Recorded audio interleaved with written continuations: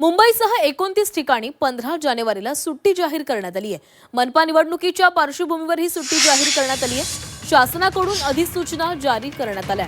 शासनाकडून मतदान करण्याचं आवाहन करण्यात आलेलं आहे। राज्यातील 29 महानगरपालिकांच्या निवडणुकीसाठी गुरुवारी 15 जानेवारी रोजी मतदान होणार आहे। या पार्श्वभूमीवर संबंधित मतदान क्षेत्रामध्ये 15 जानेवारी रोजी सार्वजनिक सुट्टी जाहीर करण्यात आल्याची अधिसूचना प्रसिद्ध करण्यात आलेली आहे। त्यामुळे कामगार, कर्मचारी आणि शासकीय आणि निमशासकीय ठिकाणी काम करणाऱ्यांना मतदाना दिवशी सुट्टी असून मतदान करण्याचं आवाहन करण्यात आलं आहे।